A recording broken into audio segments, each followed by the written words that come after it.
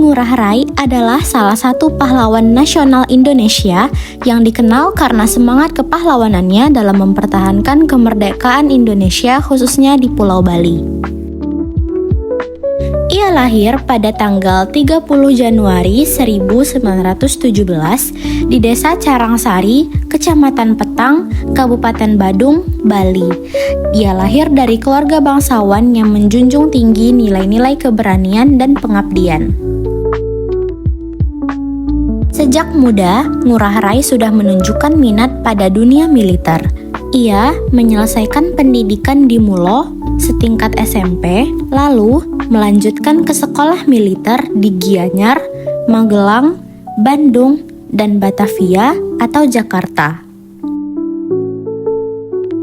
Ia bahkan sempat mendapatkan pendidikan militer tambahan dari Belanda dan Jepang.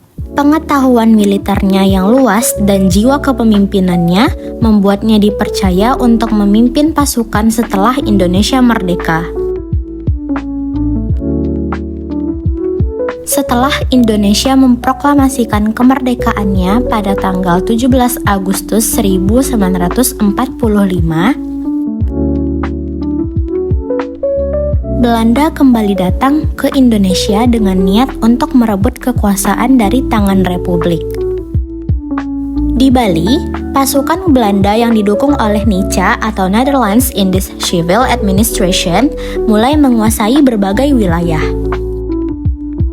Menanggapi hal tersebut, I Gusti Ngurah Rai membentuk dan memimpin pasukan Ciung Wanara yang menjadi kekuatan militer utama Republik di wilayah Sunda Kecil, yang sekarang menjadi Bali, NTB, dan NTT. Ia menjabat sebagai Komandan Resimen Sunda Kecil. Meskipun peralatan dan jumlah pasukannya jauh dari cukup, semangat mereka untuk mempertahankan kemerdekaan sangatlah tinggi. Situasi menjadi semakin genting ketika Belanda menawarkan kerjasama atau perundingan damai. Namun, dengan syarat bahwa wilayah Bali berada di bawah kekuasaan Belanda. Ngurah Rai menolak keras tawaran tersebut.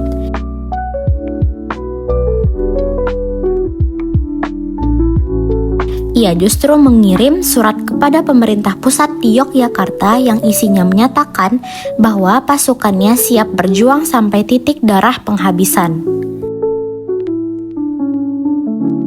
Puncak dari perlawanan Ngurah Rai terjadi pada tanggal 20 November 1946 dalam pertempuran yang kini dikenal sebagai Puputan Margarana.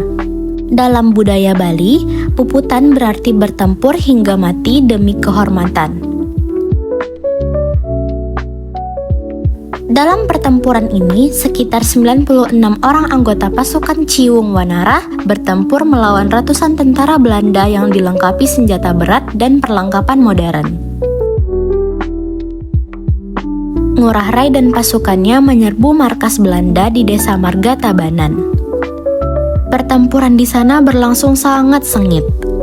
Pasukan Republik menggunakan taktik gerilya dan medan hutan untuk melawan secara langsung. Namun, karena jumlah dan persenjataan yang tidak seimbang, seluruh pasukan akhirnya gugur dalam pertempuran tersebut, termasuk I Gusti Ngurah Rai sendiri. Pertempuran Puputan Margarana dikenang sebagai simbol pengorbanan besar demi kedaulatan bangsa. Tidak ada yang mundur, semua pasukan memilih mati dengan kehormatan daripada hidup dalam penjajahan. Bagi saya pribadi, kisah I Gusti Ngurah Rai adalah salah satu potret paling jujur dari arti kata perjuangan yang sesungguhnya.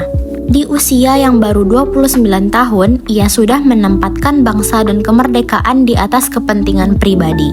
Keputusannya untuk bertempur tanpa harapan hidup demi sebuah prinsip dan harga diri sebagai bangsa merdeka adalah bentuk keberanian yang luar biasa. Yang membuat kisah ini semakin kuat adalah kesadaran bahwa ia tahu betul peluang menangnya kecil, namun ia tetap memilih bertempur. Inilah yang menjadikan namanya abadi, tidak hanya di tugu, peringatan atau nama bandara, tetapi juga di hati bangsa Indonesia. Dari Ngurah Rai kita belajar bahwa perjuangan bukan selalu soal menang atau kalah, tapi soal keberanian untuk mempertahankan yang benar. Nilai-nilai seperti loyalitas, pengorbanan, dan cinta tanah air begitu nyata dalam kisah hidupnya. Ini bukan hanya cerita sejarah, ini adalah warisan semangat yang layak kita jaga dan teruskan.